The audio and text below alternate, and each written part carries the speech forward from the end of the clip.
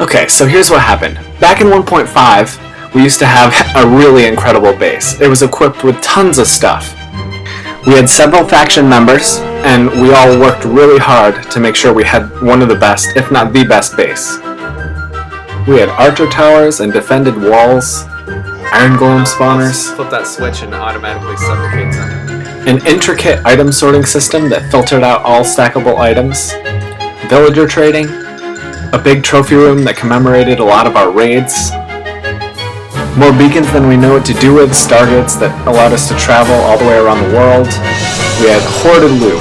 We had buildings that were made just for traps. But then when Mojang came out with 1.6, the server had a lot of reasons to reset the map. So we lost everything and we started anew on a new map.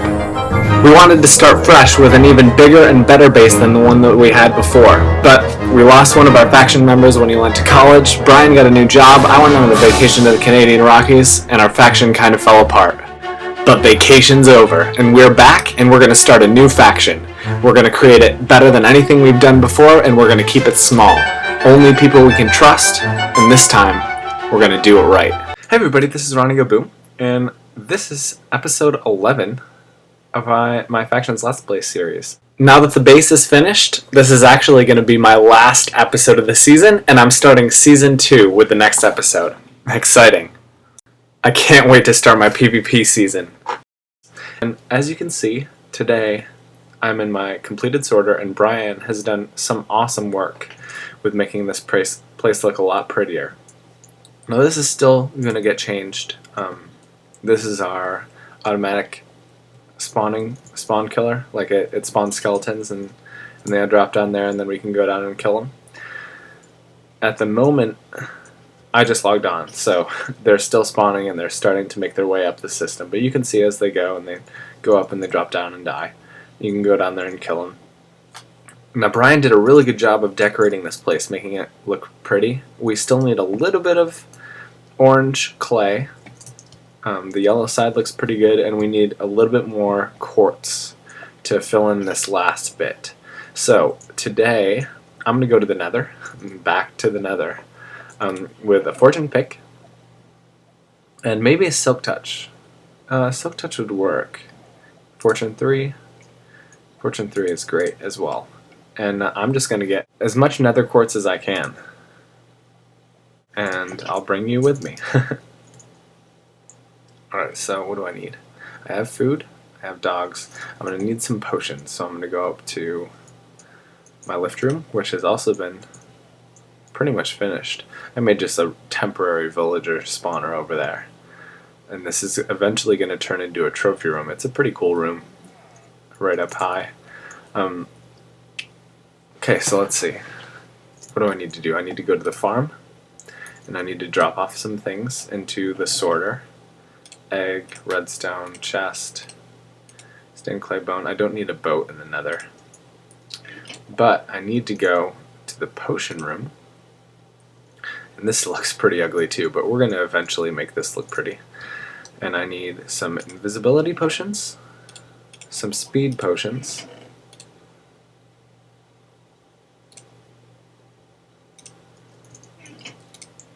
we're going to have to make some more invisibility soon. And somebody suggested that I take a fire resistance to the Nether, which I think is a good idea.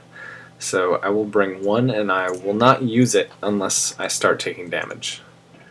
As a donator, I'm able to come to spawn automatically.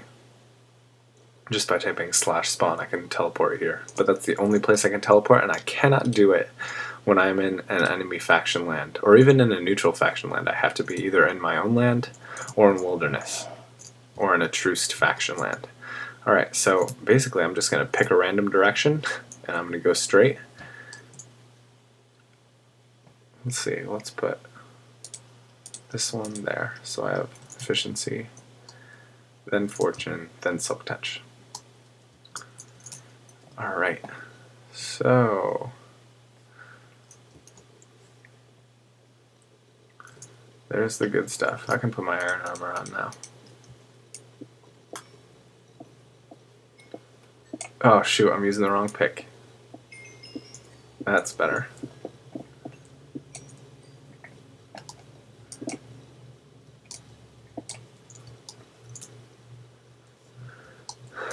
Okay, let's make my way up here. Let's spread out this quartz so that I fill my inventory with quartz, which is exactly what I want. Let's drink this swiftness potion so I can do this a little bit faster. And I don't need this glass bottle. Oh look, there's already a staircase made for me. Cool. And let's see. Here's some right here. Excellent. So I brought 3 picks for a reason. The first pick, the just straight up efficiency 3 or efficiency 4 and unbreaking 3 pick, is to get netherrack out of the way. But I don't want to waste that durability of the fortune 3 or the silk 1 pick. So that's why I brought that 3rd pick. Now I also have a fortune 3 pick, which will give me more nether quartz per block that I break. And if I want to keep some nether quartz ore, which is a better way of storing it, and I can store more of it in my inventory before I have to make a trip home, I'll use the Silk Touch. Okay, so I'm just going to go through the nether and get a ton of nether quartz. Try not to hit any pigmen, and I guess I could just fast forward the video.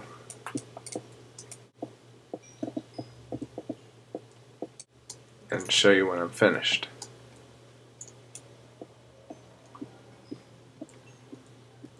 So I fast forwarded to a place where I found a ton of glowstone. I just built this really easy noob tower scaffold over to it, and I'm just going to use a super breaker because it's just refreshing, and I'm going to take as much of this as I can just because it's a very easy way.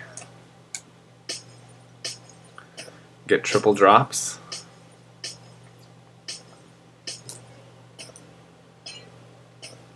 With a Silk Touch, it allows me to get full blocks from it, which is good. And I'll just continue to chomp away without Super Breaker. Still get double drops most of the time, which is excellent. And I'll just jump over here. Several stacks of glowstone. It's easy to build with, and it's a good tool to use. Also, I'm going to continue using Silk Touch on that nether quartz because I have decided that even though it doesn't really matter with the output, I'm going to have to fortune 3 the ore later. It's a lot easier to consolidate the ore in my inventory. I can carry more ore than I can just straight nether quartz. So I'm going to carry the ore, and then I'll place it on the ground in my base where I'm safe, and then I'll use fortune 3 there. And that is the last of it. Now I just have to pick up the spoils. Give myself some open inventory space. See if that covers it. Yes? Oh, some more over here. Nope, not quite. Okay, that might be it. But I can continue to Silk Touch this nether ore, quartz ore. Good stuff. And I'm going to get a lot of it.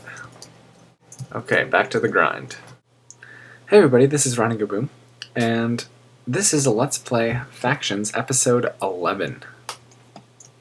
Today, we are going to go check out Prodigy's base because he invited us over, and he wants me to do a security check for him. I wouldn't do this for just anyone, but I've known Prodigy for a long time, and he offered to pay me well. And I'm going to check it out and make sure it's secure for him. I've done some tutorial videos in the past on how to make bases secure, so he should have a good idea of how to make things secure. He should know all the tricks on how to get into bases and things like that. But I'm just here to inspect it. Okay, so here's Prodigy. Evolution. Okay, so far it looks like a normal castle with some towers ready to be built on the outside.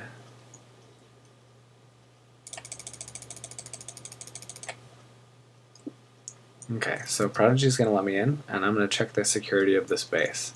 Okay, first of all, you need a ceiling. Badly.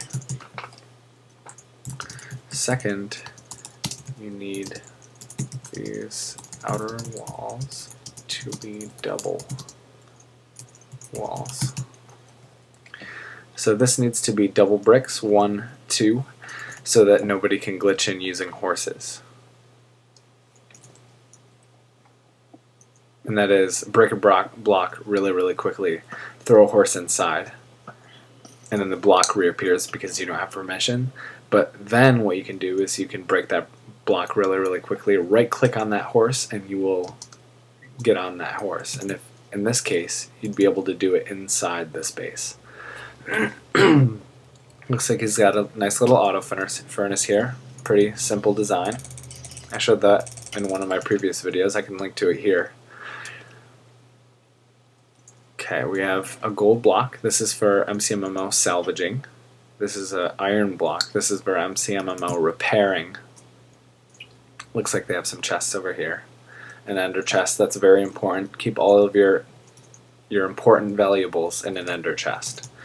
So far, his base looks pretty good. Now let's see.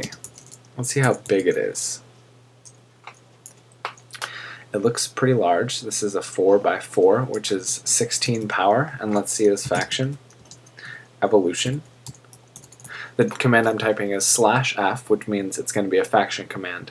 F, which means I'm looking for a faction, and then I'm looking for evolution, and I want all the information on evolution. So evolution has 2 people. They have 40 max power, 16 power. That's pretty good. I would say about 8 power per person is a pretty good thing to stick to. Any more than that and you're kind of pushing it. My faction has 9 power per 40 people, or for 40 people, which turns out to be less than 5 per person, because I have 2 people in my faction, and that works out. If you're new starting a base, I would suggest that the first thing that you do is to make a faction with just 4 chunks. 1, 2, 3, 4, all next to each other in a square. And actually, I can make this. Would be a really good idea for a tutorial, is if I made that into a video. Do you have a downstairs? The space is huge. It actually doesn't need to be this big, but they have a lot of space to work with now that it's this big. I also want to see their spawn location.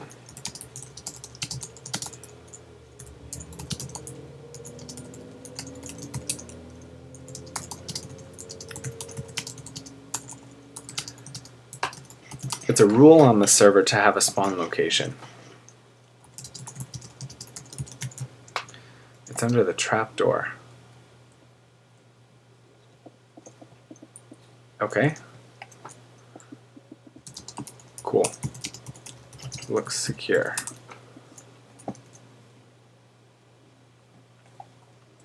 How close is this to the edge?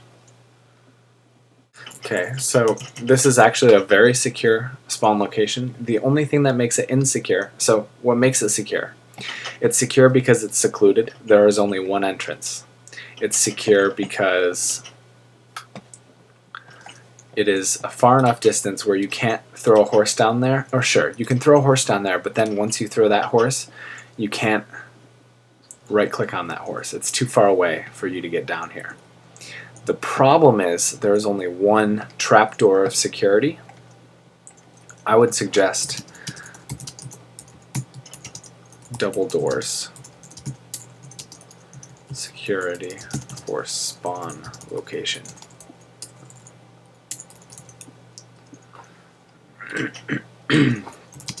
I would also suggest that your spawn location is 4 blocks from the ladder, which it is, in case they glitch the door to throw potions of harming.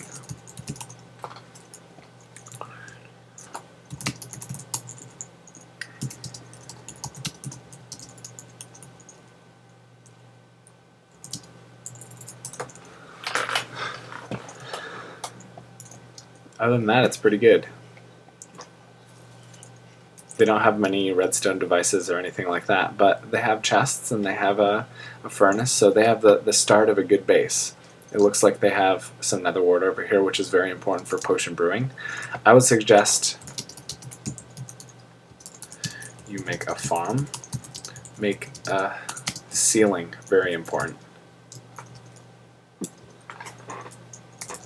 And make another door.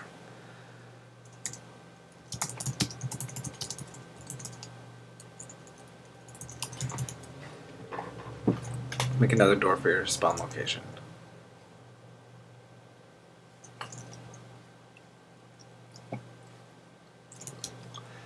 Cool. Another important thing is that down there, that spawn location is at least 5 blocks away from wilderness. That's very important so that you can't lift into it. Thanks for showing me. Good luck.